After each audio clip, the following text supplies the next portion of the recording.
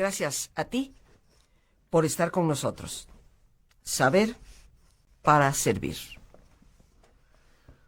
A lo largo de la historia, queridos amigos, siempre han existido diferentes tipos de revoluciones. Cosas que transforman, situaciones que se presentan y cambian de rumbo a una sociedad, a un individuo, porque así como hay revoluciones a nivel de grupos, pues existe también la revolución personal. Aquello que nos transforma, que nos mueve y que nos lleva al cambio. Siempre aparecen dentro de lo que es el deseo del ser humano por conocer y saber, nuevas ideas que aparentan ser una nueva revolución. Esas ideas, sin embargo, tienen que llevarse a la práctica y tienen que obtenerse resultados para poder confirmar que efectivamente desencadenan una revolución, un cambio de perspectiva, un cambio de esquema, que es lo que significa paradigma. Una palabra que se ha puesto muy de moda, que ya aparecía en diversos libros hace varias décadas, pero que ahora se usa con mucha soltura por muchas personas, aunque algunos nos quedamos a veces sin entender qué es lo que en realidad significa. Y un paradigma es simplemente el esquema, la forma en que nosotros concebimos la realidad. ¿Qué paradigma tienes respecto a tu propio país? Significa cuál es tu esquema de creencias, en lo que sí, en lo que no. ¿Qué paradigma tienes respecto a tus propias posibilidades? Se refieren a ese esquema de tu pensamiento en cuanto a esas fronteras que limitan lo que somos capaces o no capaces de hacer. Entonces, cuando se habla de una revolución, pues se habla de un cambio de paradigmas, porque aquello que transforma tiene, por supuesto, que modificar muchas de las creencias, de las ideas que anteriormente se tenían. Y hoy vamos a dedicar nuestro programa, en esta ocasión, en que me he tomado la libertad de autoinvitarme, sobre un tema apasionante: la gran revolución de la neuroplasticidad.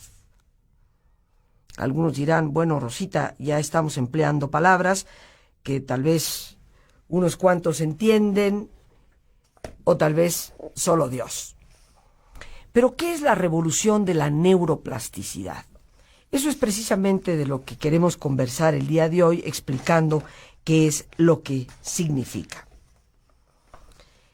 Y esta revolución se refiere al gran descubrimiento de que el cerebro humano, atención, el cerebro humano puede cambiarse a sí mismo.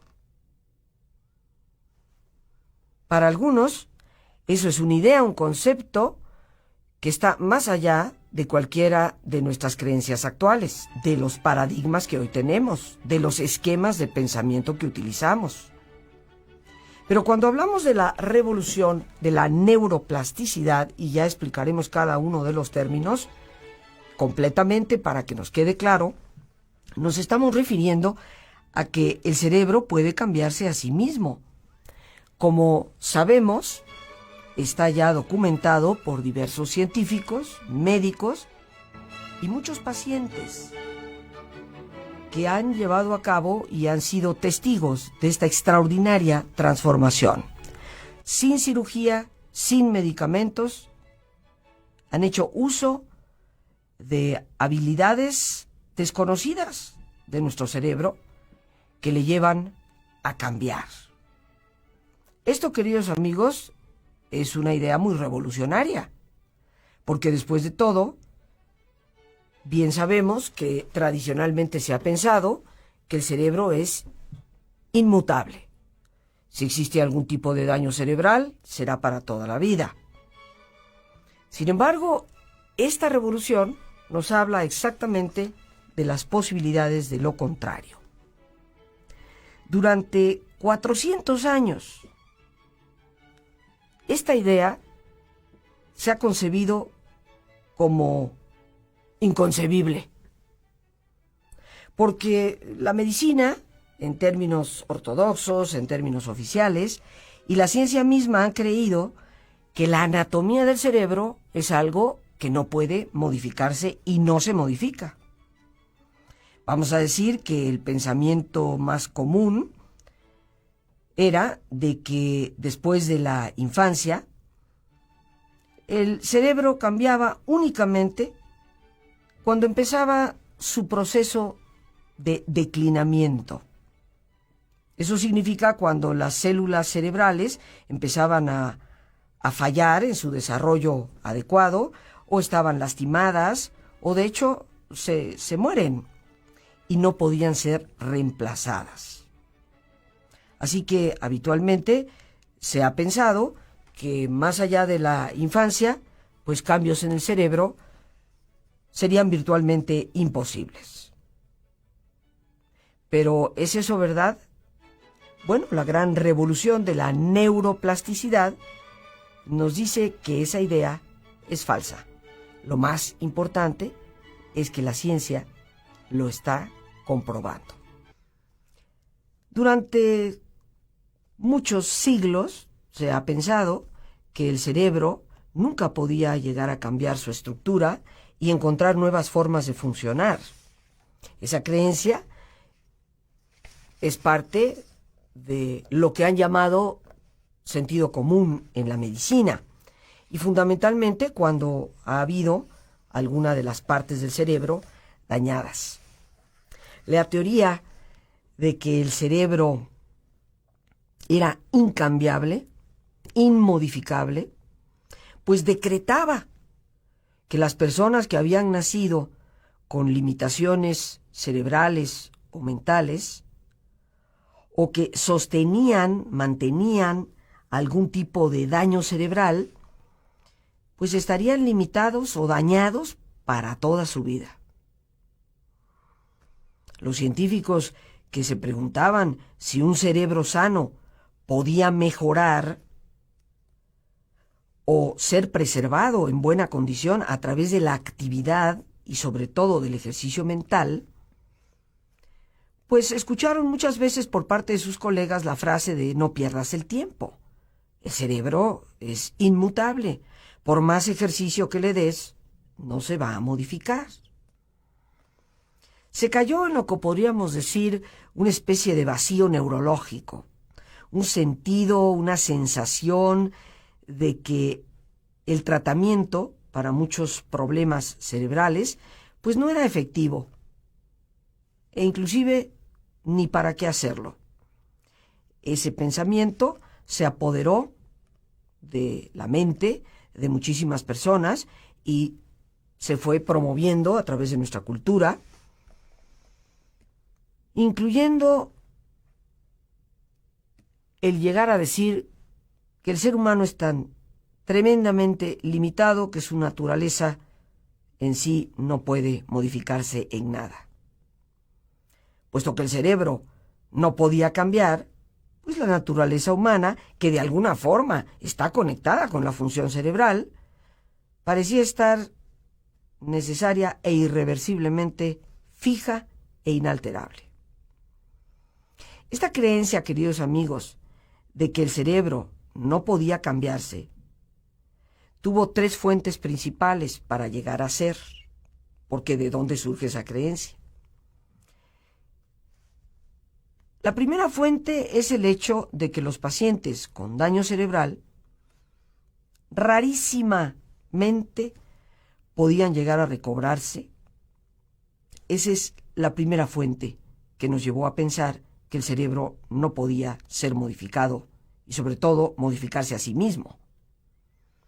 Una segunda fuente es nuestra propia inhabilidad que ha existido para poder observar el cerebro vivo, activo, con actividades de tipo microscópico, casi nanoscópico.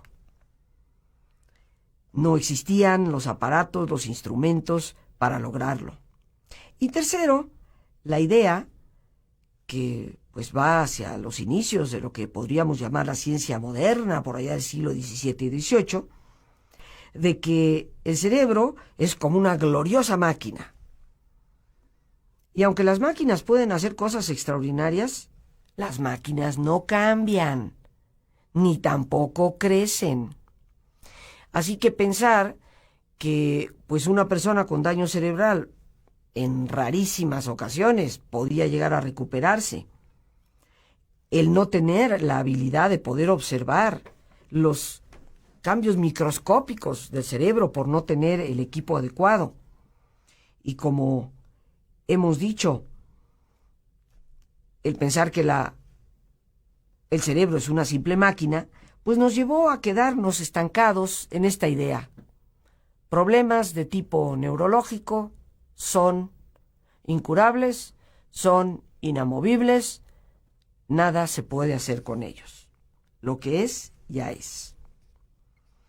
En muchas ocasiones, cuando los pacientes no progresaban a nivel, vamos a decir, psicológico, tanto como el psiquiatra o el psicólogo lo hubiera esperado, pues generalmente, vamos a decir, el sentido común médico era que su problema pues estaba como metido ahí en la máquina, en un cerebro que tenía ciertas conexiones que ya no se podían llegar a cambiar. Como si el cerebro fuera efectivamente una máquina que tuviera por dentro una serie de alambres, de conexiones, que no pueden modificarse en ningún sentido. Otra metáfora para justificar esta idea es el cerebro como una computadora, que tiene un disco duro que no se va a modificar, que tiene circuitos conectados permanentemente, cada uno de ellos diseñado para llevar a cabo pues una función específica, pero también incambiable. Esto, queridos amigos, ha sido el esquema pensante que ha perdurado por siglos, pero que hoy se ve modificado. No solo por una idea nueva, sino por evidencia científica y médica que lo comprueba. Un grupo de científicos brillantes en lo que podríamos llamar la frontera de las ciencias neurológicas, también llamadas neurociencias, pues han mostrado, quiero insistir, que el cerebro se cambia y puede cambiar su estructura con cada una de las actividades que nosotros realizamos. El cerebro, en otras palabras, queridos amigos, es capaz de ir perfeccionando sus circuitos para poder llegar a realizar algo, desarrollar una habilidad que pueda ser verdaderamente extraordinaria. El cerebro, para decirlo también en otras palabras, puede irse modificando para llegar a adaptarse y cambiar su anatomía, desarrollando las áreas que la persona requiere para llevar a cabo una actividad. Si algunas partes fallan, otras partes pueden asumir ese quehacer. La metáfora, la analogía de que el cerebro es una máquina, de que el cerebro es un órgano con partes especializadas, pues no puede explicar los cambios que los científicos están viendo. Y empezaron a llamar a esta capacidad fundamental del cerebro neuroplasticidad. La palabra neuro viene de neurona, que como sabemos son las células cerebrales en nuestro cerebro y en nuestro sistema nervioso. Y la palabra plástico, pues viene de lo que es cambiable, maleable, modificable. Esto significa que neuroplasticidad se refiere a la capacidad que nuestras neuronas, nuestro sistema nervioso, tiene de modificarse, de cambiarse, de ser maleable. Esto, por supuesto, nos cambia la visión por completo de lo que podemos hacer y de lo que somos capaces de hacer con nuestro cerebro. Al principio, muchos científicos ni se atrevían a usar la palabra neuroplasticidad en sus publicaciones. Y muchos de sus colegas los miraban de menos por promover esta idea tan exótica, por así llamarla. Sin embargo, tuvieron la decisión de persistir. Y lentamente, lentamente fueron cambiando la idea que se tiene del cerebro. La década de los 90, al final del siglo pasado, se le llamó la década del cerebro. Más investigación sobre el cerebro se hizo en esos 10 años que lo que se había hecho posiblemente en toda la historia de las ciencias y de la ciencia médica. Se descubrieron una enorme cantidad de cosas que se siguen ahora confirmando y que han demostrado que el cerebro no es incambiable.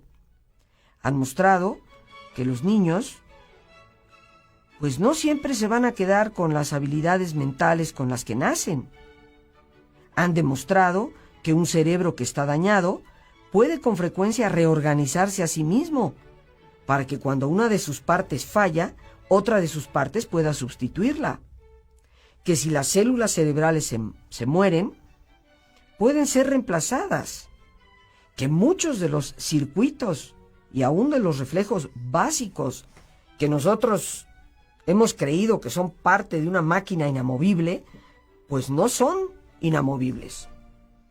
Uno de estos científicos inclusive ha demostrado que el pensamiento, el aprendizaje y la actividad pueden transformar en el sentido de encender o apagar nuestros genes. De esta forma, conformando la anatomía de nuestro cerebro y por lo tanto también de nuestro comportamiento. Sin lugar a dudas, nos daremos cuenta que esto es uno de los más extraordinarios descubrimientos que se vienen confirmando. ¿Qué podemos hacer tú y yo para ejercer esa neuroplasticidad? La relajación es de primerísimo orden. La razón es muy sencilla, queridos amigos, porque es precisamente a través de ese ejercicio de relajación repetido, hay que subrayarlo, y por eso aquí la relajación no cambia. Por eso en este programa no damos una relajación de un tipo hoy y de otro tipo mañana y de un tercer tipo pasado y luego ya la cambiamos la próxima semana, porque para que algo se dé en el cerebro tiene que ser repetido. Y eso es lo que justifica tantos testimonios que tenemos de personas que han logrado tantas cosas a través del sencillísimo ejercicio que aquí hacemos. Pero nos preparamos ya para relajarnos, poniéndonos cómodos, como es nuestra sana costumbre, y si te es posible hacer el alto completo y total, pues qué mejor que cerrar tus ojos. Y en una posición cómoda con tus ojos cerrados, que el cerebro no es una estructura inamovible, que las neuronas pueden modificar sus interconexiones, que las neuronas pueden definitivamente cambiar su función, y esto pues conforma una nueva revolución. Una revolución que ya predecíamos hace más de 35 años. José Silva fue sin lugar a dudas un gran visionario, un hombre que tuvo la capacidad de hablar de esto desde los 60s y decir que a través del ejercicio mental, a través de la imaginación, en cuanto a las investigaciones médicas que se han hecho, puede modificar nuestro cerebro. Porque precisamente la metodología de dinámica mental nos ha propuesto que existe la neuroplasticidad. Algunos neurocientíficos lo van comprobando en la década de los 90s, y podríamos decir que estos inicios del siglo XXI han corroborado con investigación clínica y con investigación experimental, sin lugar a dudas, que el cerebro es moldeable. ¿Qué es lo que realmente puede modificar las estructuras del cerebro, queridos amigos? Pues lo que lo modifica es la actividad. En la medida en que tú haces algo y repites esa actividad constantemente, se da un cambio en tu forma de cerebro. Pero otra de las cosas importantísimas que genera ese cambio es la imaginación. Y la imaginación es uno de los pilares de nuestro pensamiento. Cada vez que tú estás pensando, de alguna forma estás imaginando. En tu mente está pasando una película. Lo fascinante es que existen ya centros de investigación médica, entre ellos uno de los centros importantes de la Universidad de Harvard, que en estos últimos años, desde el 2003 a la fecha, ha ido corroborando, realizando fotografías del cerebro, que efectivamente la anatomía del cerebral puede cambiar. Y que una de las cosas que la cambia es el ejercicio mental. Esto viene a comprobar una vez más el por qué las técnicas de dinámica mental son efectivas. Obviamente, como siempre lo he dicho, cuando son practicadas, porque tampoco podemos esperar que se dé un cambio si no practicamos algo, como se refiere también a la actividad. Si tú haces una cosa solo una vez, pues es probable que eso no efectúe ningún cambio en tu cerebro. Pero si tú haces eso muchas veces, entonces sí se llega efectivamente a modificar el cerebro mismo. Existe ya la documentación de personas que habían tenido infartos cerebrales décadas atrás, que se habían declarado incurables en cuanto a las secuelas que les habían dejado y que se han ido recobrando y ayudándose a sí mismos a través de lo que hoy se llama tratamientos de neuroplasticidad. Existen personas cuyas limitaciones de aprendizaje han sido curadas y el IQ, famosísimo IQ, ha sido elevado. Tenemos evidencia, como lo dice el doctor Deutsch, que es posible que una persona de 80 años de edad o más pueda afilar literalmente su memoria y la función de su memoria para poder tener una brillante memoria, como la que tenía cuando tenía 45 o 50 años de edad. Se ha visto, por decirlo así, a personas que han recableado, sería la mejor palabra para decirlo, su cerebro a través de sus pensamientos, para poder sanar de lo que se consideraban obsesiones previamente incurables y traumas previamente incurables. Se ha hablado ya con ganadores del premio Nobel que ya debaten cómo es que tenemos que repensar el modelo que tenemos del cerebro para reconocer que el cerebro se puede cambiar a sí mismo. Comprenderemos, amigos, que esto es una genuina revolución, puesto que esto nos abre no solamente a la larga la solución de los problemas neurológicos, sino la salud, puesto que el cerebro sigue siendo el órgano, como tú le quieras llamar, la gran glándula, la gran masa, que ya sabemos no es una máquina y es infinitamente superior a una computadora en todos los sentidos, pero es la que rige el resto del cuerpo. Si nosotros desarrollamos la capacidad de transformar nuestro cerebro, transformamos nuestra vida. Y quiero reiterar, ¿cómo es que se logra esa neuroplasticidad? No existe una pastilla que lo haga. No existe una máquina que lo haga. Lo que existe es la actividad repetitiva de algo y, por supuesto, el pensamiento.